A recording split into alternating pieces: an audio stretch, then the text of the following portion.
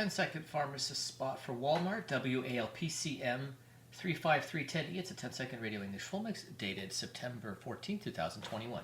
Hi, it's Prab, and I'm a Walmart pharmacist. Flu shots are coming to your local Walmart pharmacy. Be notified when appointments are available by setting up a flu shot alert at walmart.ca/health. Well, here's another COVID issue we really haven't talked about very much. For more than 1 year, children have been the battleground for former spouses unable to agree on COVID protocols and the vaccine. In fact, Alyssa Bach, associate lawyer at Shulman Partners LLP, writes, this battle is tough on co-parents and tough on children. When one parent is vaccinated and the other is an ardent anti-vaxxer, co-parenting becomes fraught with tension and disagreement. Alyssa Bach joins me now. Good morning. Good morning. Thank you for having me. I wouldn't put myself in the middle of that, but I guess that's what you do. Yes, it's definitely something that we're starting to get a lot of calls with, especially now that we have this vaccine passport coming into play, where you have children aged 12 and up that are also going to be impacted by that and what activities they can be participating in with their parents or on their own. So what happens in these cases? One parent can't necessarily be right. You're talking about kids 12 and up. How much does the kid get to weigh in? Yeah, so that's something that we have in Ontario, the Healthcare Consent Act, which does imply that children of a certain age and maturity have a right to make decisions regarding treatments. But where it really comes into play is that if you have one parent who's saying, get vaccinated, another parent who's saying not to get vaccinated, the children's views are going to come into play, and it's something that, as far as their age, whether or not they have the option to just choose to get it, but it's more if they're choosing not to, how that's going to also pit the parents against each other and create new areas of conflict. Have you seen any situations where the parent who wants the vaccination done just goes and gets the kid vaccinated and that's, okay, vaccinated now, deal with it?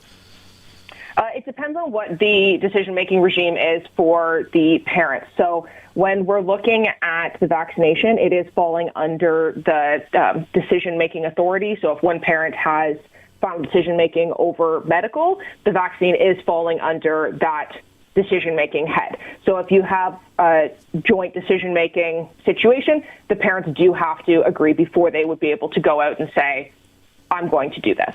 Yeah, I understand what the law is.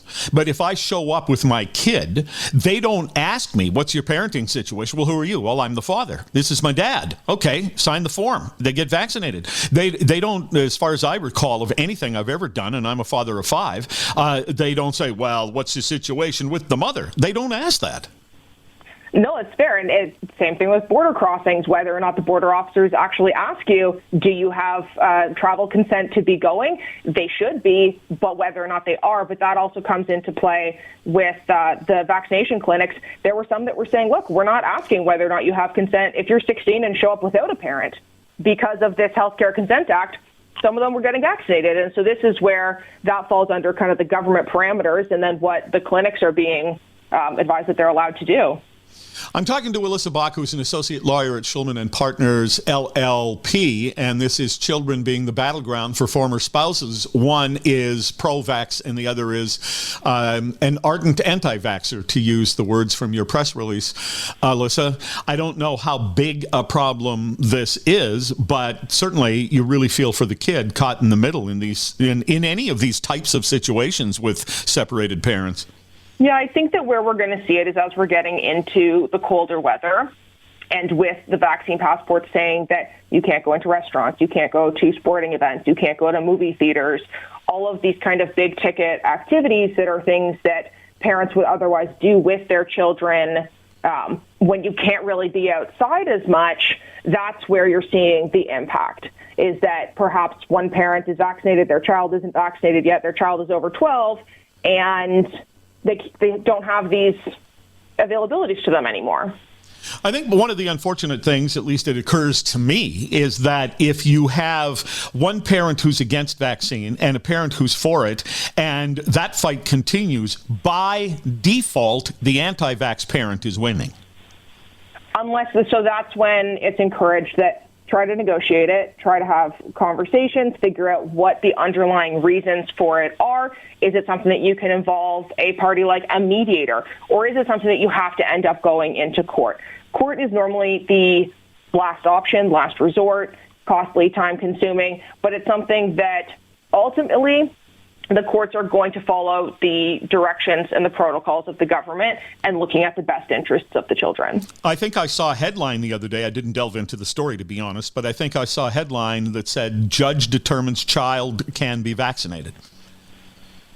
So I haven't come across any case law in Ontario yet, but if it was just out yesterday, it could be something that I haven't come across yet.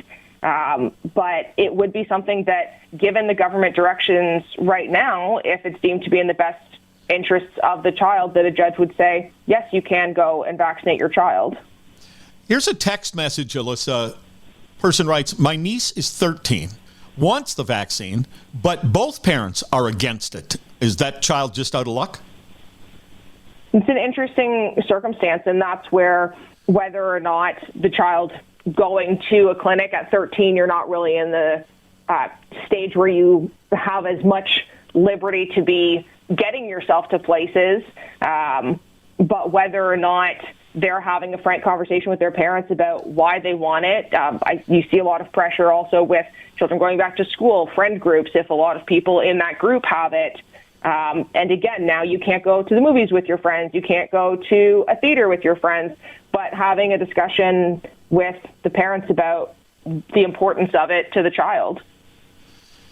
Yeah, but those are the kinds of things that are unfortunate. I mean, it's sort of amplified in what we're talking about here during the pandemic and something as consequential as whether or not you take a medication. But how much of the time do you see where kids just seem to be the unfortunate punching bag in the middle of what can be even unreasonable fights between people who are operating off emotion because their marriage has fallen apart? Far too often, and that is probably the most unfortunate circumstance, and that's where everybody you go through in the legal community will caution against it. You need to really take a step back and say, what are my reasons for this? How is it impacting my child? Because long term, this battle will eventually be done, but then what impact has it had on the child in the interim? And courts are adamant against it, because if it's something that it becomes very clear that it's a petty argument, or if you're trying to use your child to gain kind of a one-up on the other parent, it's going to have negative consequences. And so it's just, don't do it.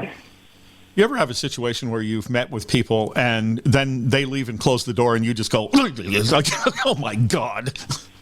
I try to have frank conversations with them. Like, if somebody comes to me and has an untenable or an unreasonable position, I want to know where they're coming from with it, but also giving them kind of the frank realization that that's not going to fly in court, and that I'm there to not necessarily just side with them blindly. I'm there to tell them what the law is going to do, what their chances are, and if it's something that's just not going anywhere, I'm going to tell them that. What is the law in Ontario in terms of age? At what age can a person under 18 show up at a vax clinic and say, I want to be vaccinated, and the clinic will do it? So that's underneath the Healthcare Consent Act, and it depends on the clinics and what directions they've been given. So what I've seen is that children over 12, but again, it's going to depend on the clinic and how it's being enforced.